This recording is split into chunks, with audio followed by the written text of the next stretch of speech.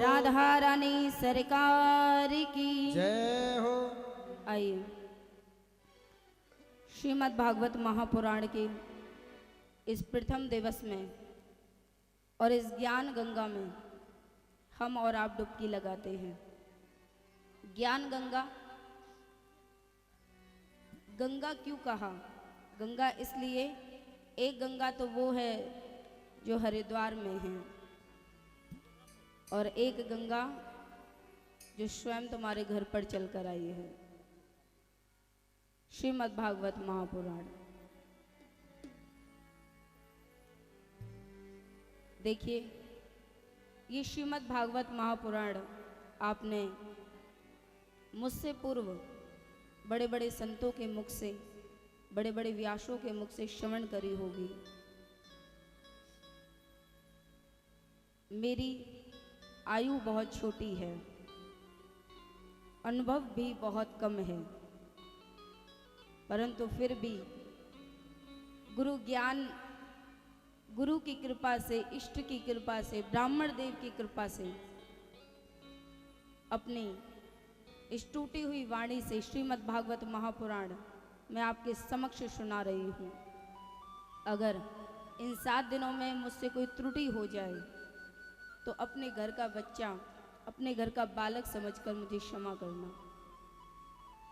क्योंकि आपने ये कथा पहले भी सुनी होगी, श्रवण करी होगी और उन संतों ने अपनी बुद्धि के अनुसार, अपने ज्ञान के अनुसार आपको वो कथा श्रवण कराई होगी।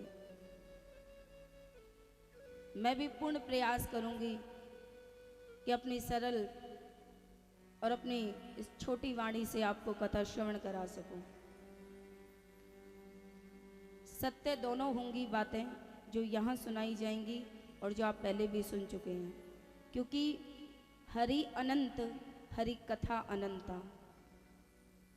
हरि ने अनेक रूप धारण किए हैं और हर रूप में उनकी अलग कथा रही है।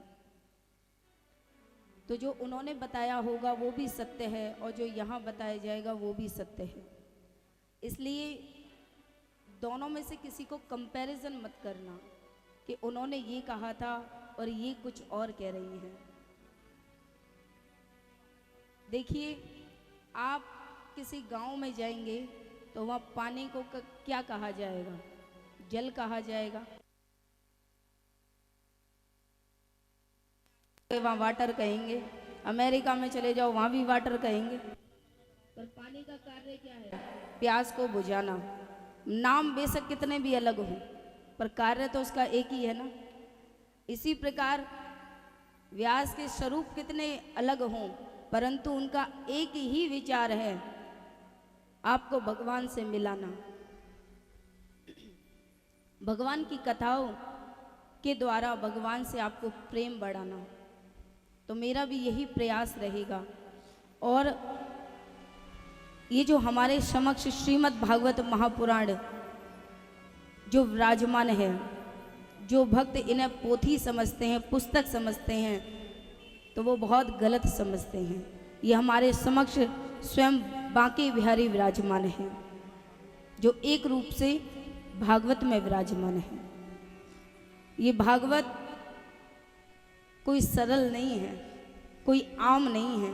ये बहुत अनंत कृपा होती है भगवान की, तब जाकर कहीं हमें ये सुनने को प्राप्त होती है। और ये कृपा हम पर और आप पर श्री हरि ने करी है, जिन्हें हम कोटि कोटि वंदन करते हैं कि उन्होंने हम पर कृपा करी। हमारे परीक्षित जी ने निमंत्रण तो बहुत दूर दूर तक भेजा है, परंतु जिस पर हरि की कृपा है वही इस प्रांगण में आ पाएगा। जिसको हरि कृपा जाए पर होई, अति हरि कृपा जाए पर होई, पावा देह यह मार्ग सोई, अति हरि कृपा जाए पर होई, अति हरि कृपा जाए पर हो।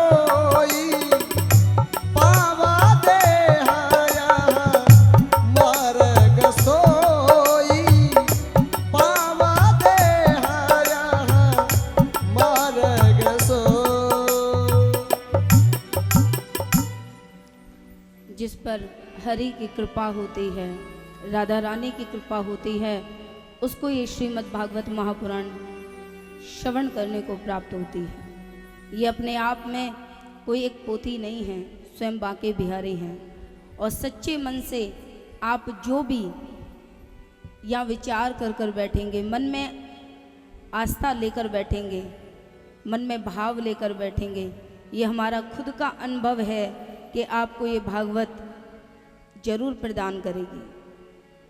आप इस भागवत महापुराण से चाहें पुत्र की प्राप्ति मांगें, पुत्री की प्राप्ति मांगें, या धन लाभ मांगें, कुछ भी मांगें, ये आपको संपूर्ण दे सकती है, ये आपको सब कुछ दे सकती है।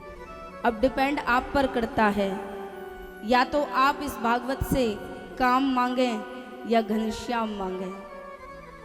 ये आप पर डिपेंड करता है कि आप भगवान से क्या चाहते हैं। श्रीमद् भागवत महापुराण आपको देने में सब कुछ सक्षम है, परंतु मेरी प्रार्थना रहेगी कि संसारिक वस्तु की आकांक्षा लेकर मत बैठना, क्योंकि संसार की वस्तु हमारे साथ हमेशा नहीं रहेगी। हमेशा हमारे साथ भगवान की भक्ति रहेगी और स्वयं बांके बिहारी रहेंगे। इसलिए यहाँ काम की तलाश मत करना, सिर्फ घनश्याम की तलाश करने के लिए यहाँ विराजमान रहना कि बस भगवान जीवन जीकर मैंने देख लिया, आराम तो है पर चैन नहीं। इसलिए अब मैं समर्पण हो गया हूँ आपके चरणों में। मैं इस आस लेकर बैठा हूँ आपके चरणों में कि मुझे भक्ति प्रदान करना। मैं बहुत प्रयास करता हूँ इस माया सागर से निकलकर आपके चरणों में चला जाऊँ, आपके ब्रज में चला जाऊँ, परंतु आपने मुझे ड्यूटी भी दे रखी है, संतान की, घर बार की। मुझ पर इतनी कृपा करो कि इस भवसागर से मैं दूर निकलकर आपके चरणों में आ जाऊं। पर ये होगा कब? जब आप कृपा करोगे। तो इस भाव को लेकर आप इस प्रांगण में विराजमान हुई है। मेरा अनुभव है ये आपको जीवन में सब कुछ प्रदान करेगी। तो आप सिर्फ भक्ति मांगना। श्रीमद् भागवत महापुराण अगर मैं अपनी टूटी वाणी से इसकी विशेषता बताना आरंभ करूं तो कहते हैं ब्रह्मा जी अपने 4 मुखों से भी इसका वर्णन नहीं कर सकते। मेरा तो फिर भी एक मुख है। इसकी विशेषता इतनी है। ये देखने में बहुत छोटा पुराण है। अच्छा, वैसे पुराण कितने अपने सनातन धर्म में? आपने ये कथा पहले श्रवण करी है? गलती से कोई हाथ भी नहीं उठाएगा, क्योंकि कुछ नहीं पता कौन हमसे पूछ ले। सुनी सबने होगी, ऐसा नहीं है कि किसी ने कथा श्रवण नहीं करी होगी, सुनी सभी ने होगी। सनातन धर्म में कितने पुराण हैं? कोई एक तो बता दो। 18 पुराण है। ये सबसे छोटा पुराण है और सबसे अंतिम। व्यास जी ने इसको लिखने के बाद अपनी कलम ही तोड़ दी, क्योंकि अब सब कुछ इसमें, सारी पुराणों का निचोड़ है इसमें, और सबसे प्रभावशाली है। कलिकाल में, कलयुग में इसका प्रभाव बहुत है। सभी एक नैमिषारण्य क्षेत्र है। आइए श्रीमद् भागवत महापुराण को इसमें प्रवेश करने से पहले एक श्लोक हमें बोलना होगा। कहते हैं ना, कमरे में प्रवेश करने से पहले ताला खोलना होगा, और ताला खोलने के लिए चाबी की आवश्यकता पड़ेगी। तो जो श्लोक है वो चाबी है, जिसका ताला खोलकर इस भागवत में हम प्रवेश करेंगे। आइए, पहले मैं बोलूंगी, उसके पीछे आप।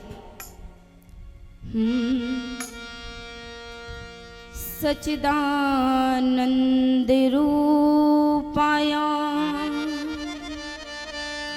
सच्चिदानंद आनंद रूपाय विष्णु विश्वोत्पत्त्यात् हेतवे विश्वोत्पत्त्यादेहेतवे त्रापते विनाशाय तापत्र विनाशाय श्री कृष्णाय वयं नमः। श्री कृष्णाय वयं नमः। ये श्लोक जो ताले की चाबी है,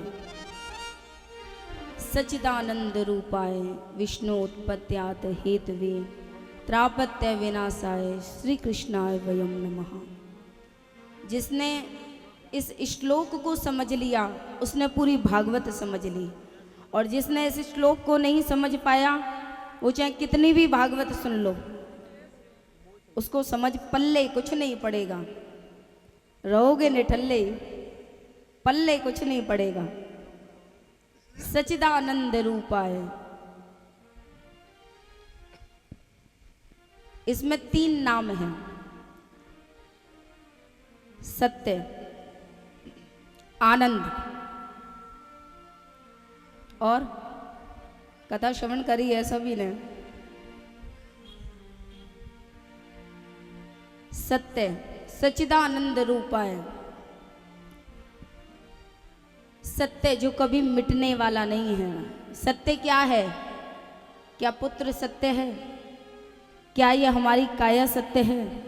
क्या पुत्री सत्य है? क्या ये संसार सत्य है? सत्य है तो सिर्फ हमारी आत्मा, सत्य है तो सिर्फ भगवान का नाम। जो हम नहीं थे ये तब भी थे, जब हम हैं ये अभी भी हैं, और जब हम चले जाएंगे ये तब भी रहेंगे। जो सत्य जो कभी मिटने वाला नहीं है वो भगवान है।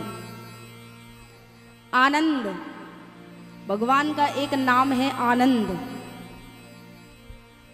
जब हम किसी विवाह में से आते हैं तो वहाँ से क्या कहते हैं? अरे वहाँ तो बड़ा मज़ा आया।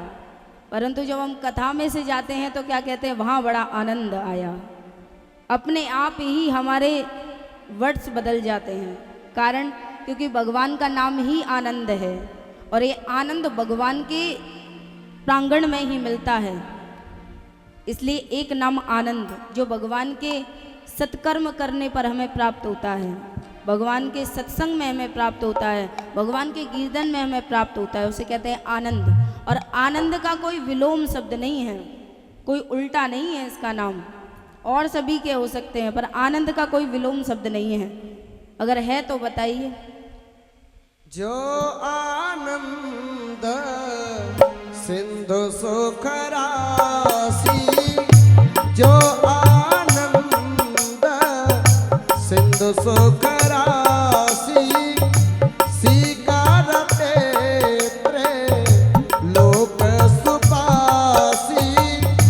जो आनंद सिंधु सुख राशि, स्वीकारते त्रे लोक सुपासी, स्वीकारते त्रय लोक सुपासी।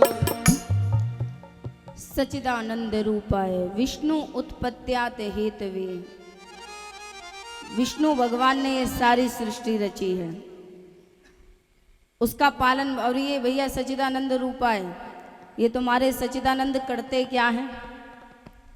ये करते हैं, क्या करते हैं?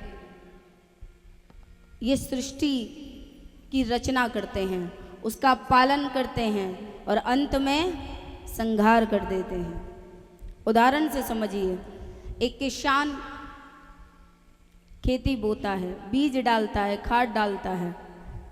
कुछ समय पश्चात पहले तो बीज बोया, रचना कर दी, अब उसका पालन कर रहा है, उस पर पानी छिड़क रहा है, खाद डाल रहा है, और जब वो फसल उग गई तब क्या कर रहा है?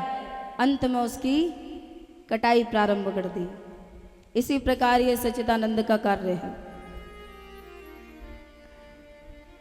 परंतु तापत्र विनाशाय, 3 तापों से ये हमें दूर रखते हैं, देहिक, दैविक और भौतिक। ये 3 ताप कौन से हैं? दैहिक जो हमारा देह का है, भौतिक जो हमें संसार दे रहा है, दैविक जो हमारे पितरों और जो हमारे कुल के देवता वगैरह होते हैं, उन्हें अगर हम नहीं मनाते हैं तो उनके द्वारा हमें प्राप्त होता है। ये 3 तापों से हमें दूर रखते हैं। कब? देविक भौतिक तापा, दैहिक दैविक भौतिक तापा, राम राज का हो नहीं व्यापा।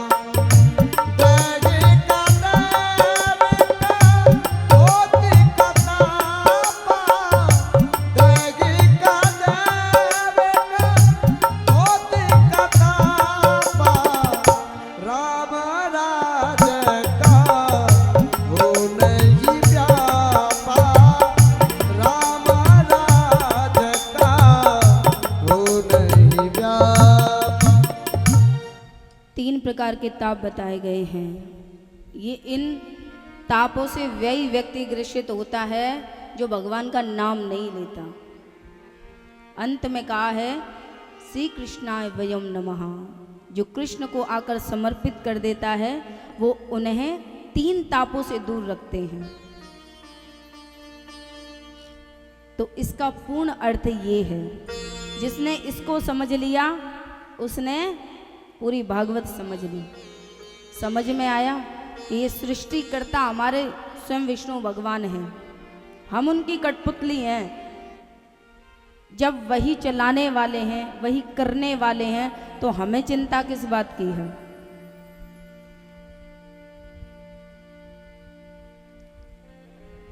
श्रीमद् भागवत महापुराण में 335 अध्याय, 12 स्कंद और 18,000 श्लोक हैं। ये बहुत छोटा पुराण है।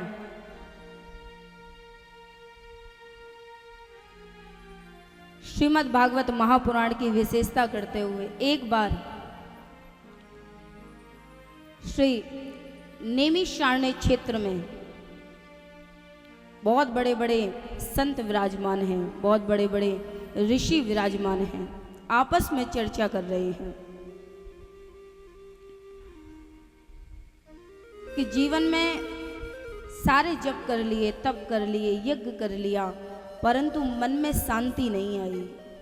मन में दुख बहुत है कि जीवन तो जीकर देख लिया, आराम तो है पर चैन नहीं। बड़े बड़े ऋषि वहाँ विराजमान हैं, एक दूसरे चर्चा कर रहे हैं कि मन बड़ा दुखी है। अब इस मन को कैसे, सब कुछ कर लिया, सारे जप कर लिए, तप कर लिए, परंतु मन बड़ा दुखी है, संसार सागर में लिपटा हुआ है, इसको दूर कैसे करें।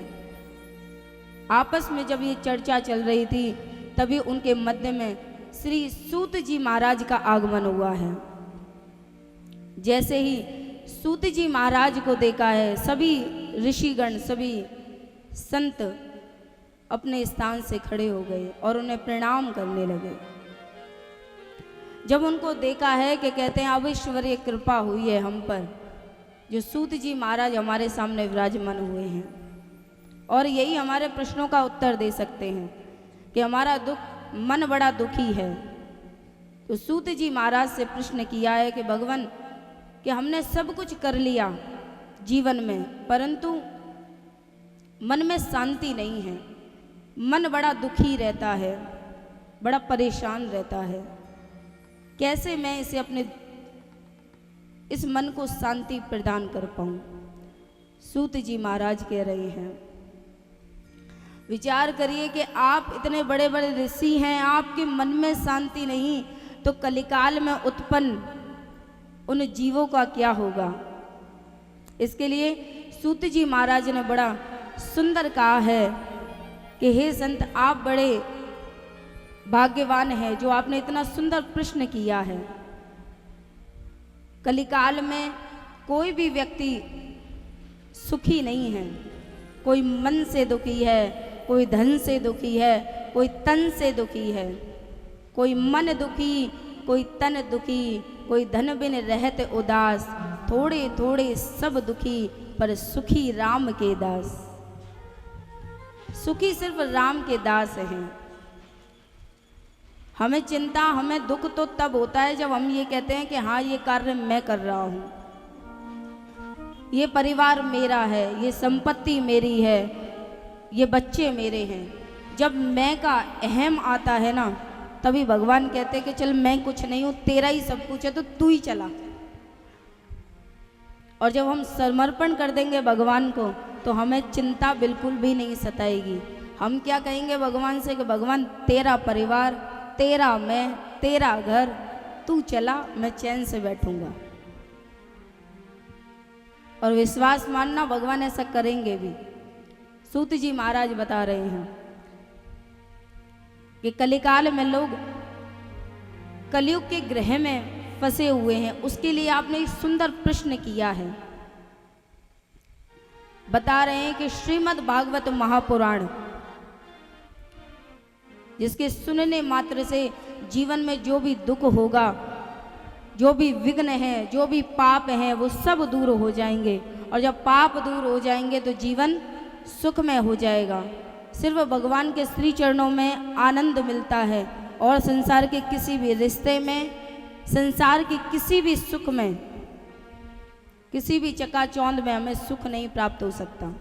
भव सागर चह पार जो पावा, भव सागर चह पार जो पावा, राम कथा ता कहूँ तृण नावा, कृष्ण कथा ता कहूँ तृण नावा, भव सागर चह पार जो पावा, भव सागर चह पार जो पावा, राम कथा ता कहूँ तृण नावा, कृष्ण कथा ता कहूँ तृण नावा। सूत जी महाराज सौनकादि ऋषियों को श्रवण करा रहे हैं कि मन को शांति भगवत प्रेम से ही मिलेगी। एक बार की बात है, नारद मुनि जी भ्रमण कर रहे हैं, और भ्रमण करते करते पृथ्वी लोक पर आए हैं। पृथ्वी लोक पर वो क्या देख रहे हैं कि भैया यहाँ तो कलयुग ने अपना पूरा प्रभाव छोड़ रखा है। यहाँ पर छोटे बड़ों का अपमान कर रहे हैं, स्त्रियों में लज्जा नहीं रही। जितने भी पुरुष हैं वो अपने ससुराल में सालों और सालियों की बड़ी ज़्यादा सुन रहे हैं, उनकी और बड़ी अग्रसर हो रहे हैं, अपने माता पिता को भूल बैठे हैं। नारद मुनि देख रहे हैं पृथ्वी लोक पर कि कलयुग का बड़ा प्रभाव है। बड़े दुखी हैं नारद जी ये देखकर कि कृष्ण के जाने के बाद कलयुग ने पूरा प्रभाव जमा लिया है। तब नारद मुनि जी ने विचार किया कि कृष्णा की मथुरा नगरी में चलते हैं, वहाँ तो बड़ा प्रेम होगा। जब मथुरा नगरी में प्रवेश किया है, तब क्या देखा कि एक स्त्री दो वृद्ध पुरुषों पर बैठकर विलाप कर रही है, उनके समीप बैठकर विलाप कर रही है। जब नारद मुनि ने ये आश्चर्य देखा, आश्चर्यचकित दृश्य देखा, तो उनके पास आए हैं उनसे पूछने के लिए कि स्त्री है कौन। उस स्त्री की सेवा में सब अन्य स्त्रियां भी लगी हुई हैं, परंतु वो स्त्री अपने नैनों से इधर उधर ऐसे देख रही है जैसे किसी का इंतजार कर रही हो। जब नारद जी ने देखा कि इतनी सहचरी इनकी सेवा में लगी हुई हैं, परंतु फिर भी इनकी नज़रें किसी को तलाश कर रही हैं, तब नारद मुनि जाते हैं और उनसे पूछते हैं कि हे देवी तुम कौन हो। तब वो स्त्री कहती हैं कि हे नारद मुनि, मैं भक्ति हूँ और ये दोनों जो अचेत अवस्था में, वृद्ध अवस्था में पड़े हुए हैं, ये दोनों मेरे पुत्र हैं, ज्ञान और वैराग्य। जब नारद जी ने सुना कि ये भक्ति देवी हैं और इनके पुत्र ज्ञान और वैराग्य हैं, तो उनसे पूछते हैं इनकी ये दशा ऐसे कैसे हो गई। तब भक्ति देवी बताती हैं कि हे नारद मुनि, मैं द्रविड़ देश में जन्मी, कोलकाता में मेरी यौवन अवस्था रही और गुजरात में जब मैंने प्रवेश किया तो यहाँ मैं वृद्ध अवस्था में हो गई और मेरी जो स्थिति है वो जर्जर हो गई। जब मैंने देखा कि मैं वृद्ध अवस्था में हूँ, बड़ी दुखी हूँ, तो मैंने सोचा कि अब मेरा जो बाकी का जीवन है वो मैं वृंदावन में जाकर अपना जीवन बिताऊं। और जब मैं अपने दोनों पुत्रों को लेकर वृंदावन में आई, वृंदावन में प्रवेश किया, तो यहाँ मेरी जो अवस्था है वो यौवन अवस्था हो गई, परंतु जो मेरे पुत्र हैं वो वृद्ध अवस्था में आकर अचेत हो गए। विलाप कर रही हैं भक्ति देवी नारद जी के सामने कि संसार जब मुझे देखता है तो मुझ पर हंसता है कि मैं वृद्ध अवस्था, मैं तो यौवन अवस्था में बदल गई, परंतु जो मेरे पुत्र हैं वो यौवन अवस्था से वृद्ध अवस्था में आ गए। संसार ये देखकर मुझ पर हंसता है। हे नारद मुनि, आप संत हैं और कहते हैं जीवन में जब संत का आगमन होता है तो जरूर कोई ना कोई अच्छा समाचार हमें प्राप्त होता है, ईश्वरीय कृपा होती है हम पर, क्योंकि इस कृपा बिन गुरु नहीं, गुरु बिना नहीं ज्ञान, ज्ञान बिना आत्मा नहीं, गावहि वेद पुराण। जीवन में आप मेरे सामने आए हैं तो जरूर भगवान ने कुछ ना कुछ कृपा करी होगी।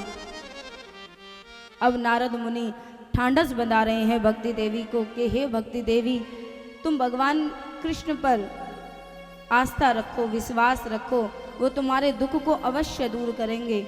और तुम भक्ति देवी, जो कृष्ण द्रौपदी की लाज बचाने आ सकता है, जो कृष्ण कुंती के दुख को दूर कर सकता है, जो गज को गिरा के फंदे से बचा सकता है, वो तुम पर भी कृपा करेगा। तुम तो उनकी प्रिय भक्ति देवी हो। ऐसे ठांडस बंधाया है। भक्ति देवी बड़ी प्रसन्न हुई कि भगवान आपने मुझ पर कृपा करी, पर एक कृपा और कर दो, मेरे ज्ञान वैराग्य जो पुत्र अचेत अवस्था में हैं इनको दोबारा वैसा ही कर दो। संसार मुझ पर हंस रहा है, मुझ पर कृपा करो।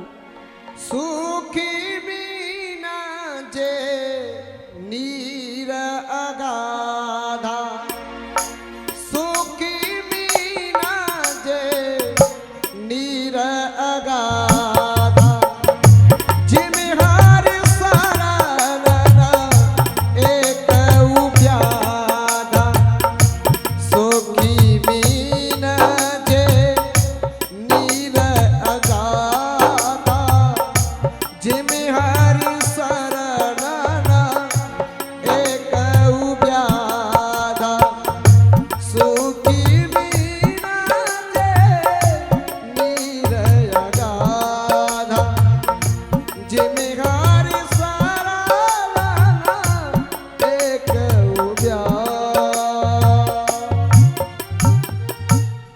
अब नारद जी ने भक्ति देवी को ठांडस बंधाया है और उन्हें वचन दिया है कि मैं तुम्हारे इन दोनों पुत्रों को अचेत अवस्था से अवश्य निकालूंगा। अब नाना प्रकार के साधन कर रहे हैं नारद मुनि जी, वेद पाठ करा है, सुंदर ज्ञान सुना रहे हैं, जितना भी उन्हें अनुभव है, जितना भी उन्हें ज्ञान है, सुंदर ज्ञान दे रहे हैं। अंत में गीता का पाठ भी करा दिया। गीता का पाठ भी सुना दिया और जल का छिड़काव कर दिया, तो अचेत अवस्था में जो ज्ञान वैराग्य पड़े थे अब उन्हें थोड़ी चेतना आई है, परंतु शरीर में शक्ति नहीं है जिसके कारण वो उठ नहीं पा रहे। अब नारद मुनि जी बड़े दुखी हो गए कि मैंने इतना यत्न कर लिया, यहाँ तक कि गीता का पाठ भी सुना डाला, परंतु उनके अंदर शक्ति नहीं आई। अब नारद मुनि जी विचार कर रहे हैं कि अब इधर मैंने इन्हें विश्वास भी दिला दिया है, संकल्प भी दे दिया है कि मैं आपके पुत्रों को ठीक कर कर रहूंगा, अब मैं क्या करूं। उदास होकर चलने लगे हैं, कहते मैं इनका उद्धार अवश्य करूंगा। पूछने चले हैं कि मध्य में जो भी संत महात्मा मिलेंगे उनसे पूछ लूंगा। नारद मुनि चलते जा रहे हैं। जब संतों को पता चला है कि नारद मुनि उनके पास आ रहे हैं, पूछ रहे हैं कि मैं ऐसा कौन सा सत्कर्म करूं कि ज्ञान वैराग्य को के अंदर जो स्थूल शरीर पड़ा है उनमें चेतना और शक्ति आ जाए, क्या सत्कर्म करूं। अब सभी संत ऋषि कह रहे हैं कि भगवान आप तो स्वयं ब्रह्मपुत्र हैं, हम आपको क्या ज्ञान दें, आप तो खुद ज्ञान से सराबोर हैं, हम आपको क्या ज्ञान दे सकते हैं। सभी ऋषि हाथ जोड़ रहे हैं कि भगवान आप तो खुद ज्ञानी हैं, हम आपके आगे क्या ज्ञान दे सकते हैं। ऐसे विचार करते करते नारद जी आगे जा रहे हैं। जाते जाते एक देश में जाकर चुपचाप एक नदी के किनारे विराजमान हो गए और विचार कर रहे हैं कि मैं भक्ति देवी के पुत्रों का कैसे उनके अंदर स्थूल शरीर में शक्ति प्रदान करूं, ऐसा मैं क्या करूं कि उनके अंदर शक्ति आ जाए।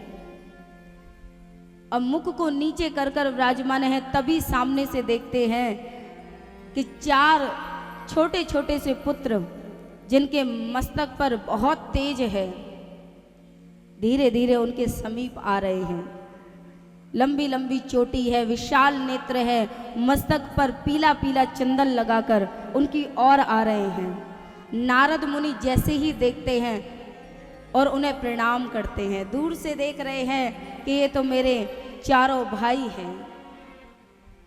जब देखा है तो चेहरे पर हल्की सी मुस्कुराहट आई है। और इधर जब सनत कुमारों को देखा है, सनत कुमार बड़े प्रसन्न हैं कि हमारे बड़े भैया नारद जी का बड़े दिनों बाद दर्शन हुआ है। प्रणाम कर रहे हैं कि भैया आप यहाँ कैसे। अब चारों भाई तो बड़े प्रसन्न हो गए नारद जी को देखकर, पर नारद जी अभी भी उदास हैं। नारद जी कह रहे हैं कि भैया आपका आगमन हुआ, अनंत कृपा हुई है मुझ पर। सनत कुमार कह रहे हैं भैया आपका दर्शन हुआ, हम तो बड़े प्रसन्न हैं, पर आप क्यों मुंह लटका कर खड़े हुए हैं, आप तो बताइए आपकी उदासी का कारण क्या है। तब वो बड़े संक्षेप में नारद मुनि जी अपनी व्यथा बताते हैं कि मैं भ्रमण के लिए निकला था। जब मैं पृथ्वी लोक पर गया तो पृथ्वी लोक पर कलयुग ने पूरा अपना पांव जमा रखा है, वहां बड़ा अधर्म हो रहा है। अधर्म को देखता देखता मैंने विचार किया कि मैं मथुरा नगरी चला जाता हूँ, वहां देखता हूँ। वहां मैंने आश्चर्य एक दृश्य देखा, भक्ति देवी का वृतांत बताया, उनके पुत्रों का वृतांत बताया। अब सनत कुमारों से पूछ रहे हैं कि भैया आप ही बताओ कि मैं ज्ञान वैराग्य के स्थूल शरीर में शक्ति कैसे प्रदान करूं। अब सनत कुमार जी बता रहे हैं कि भैया आपको खुद को ध्यान नहीं है, आपने ही तो हमें भागवत का पाठ सुनाया था। सर्वप्रथम ये ब्रह्मा जी के मुख से नारद जी ने श्रवण किया है और नारद जी के मुख से सनत कुमारों ने और वेद व्यास जी ने श्रवण किया है। वही श्रीमद् भागवत महापुराण के बारे में उन्हें बताया कि भैया आपने ये नहीं किया। तब नारद जी कहते हैं कि हाँ भैया ये करना भूल गया मैं, तो अब बताइए कि क्या करना चाहिए। तो कह रहे हैं सनत कुमारों से विचार किया है कि भगवान अब इसे कहाँ विराजमान किया जाए। तब नारद जी, तब सनत कुमारों ने बताया है कि इसको हरिद्वार में ले जाकर श्रीमद् भागवत महापुराण को रखवाया जाए और दूर दूर तक इसका निमंत्रण भेजा जाए। नारद जी ने झटपट तुरंत इसकी व्यवस्था कर दी। हरिद्वार में आनंद घाट के पास पर सुंदर मंडप आयोजन किया गया है। केले के पत्ते से इसको सजाया गया। सुंदर व्यास जी का एक मंच बनाया गया ऊंचा, ब्राह्मण देव का स्थान दिया गया।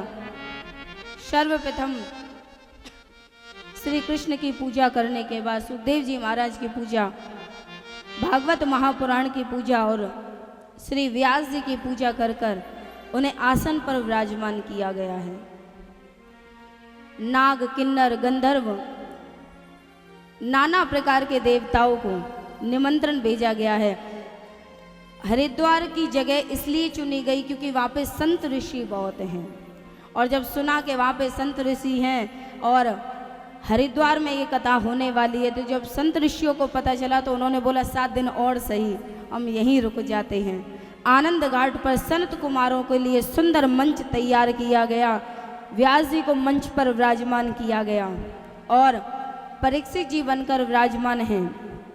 परीक्षित जी ने व्यास जी का पूजन किया और मन में ये आस लेकर बैठे हैं कि व्यासाय विष्णु रूपाय, आप स्वयं कृष्ण के समान हैं। मैं पापी भवबंधन में इतना फंसा हुआ हूँ, इससे मुझे पार करने के लिए आप कृष्ण की नाना प्रकार की कथा मुझे श्रवण कराइए।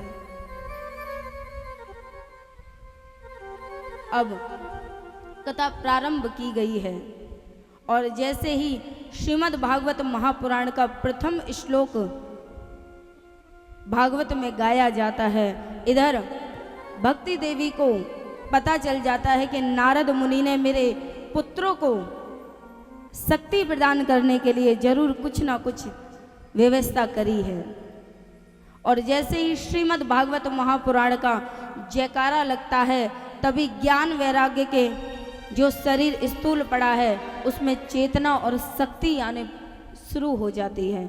बोले श्रीमद् भागवत महापुराण की। श्रीमद् भागवत महापुराण का जैसे ही जयकारा लगा है, अब बड़े ध्यान से सुनना। हरिद्वार में आनंद घाट पर ये मंडप सजाया गया है और वहाँ पर जयकारा लगा है और भक्ति देवी अपने पुत्रों के साथ कहाँ विराजमान है? मथुरा में। और मथुरा और हरिद्वार में कितना डिस्टेंस है? हम तो गए नहीं भैया, हमें क्या पता, और ना ही कभी हमने इंच टेप से नापा। पूरा 100 किलोमीटर का रास्ता है, पूरा 100 किलोमीटर का डिस्टेंस है। नहीं है, इससे ज़्यादा है, देख लो, इससे ज़्यादा है।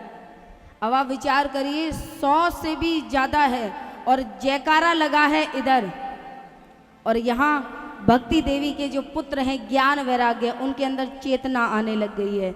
अब यहीं से समझ जाना चाहिए कि श्रीमद् भागवत महापुराण अपने आप में कितना प्रभावशाली है और कितना शक्तिशाली है। और अभी सिर्फ जयकारा लगा है तो ये आवाज़ जहाँ जहाँ तक जा रही है, जहाँ जहाँ जिस जिस भक्त के कानों में ये आवाज़ जा रही है, उस पर भगवत कृपा अपने आप ही प्राप्त हो रही है।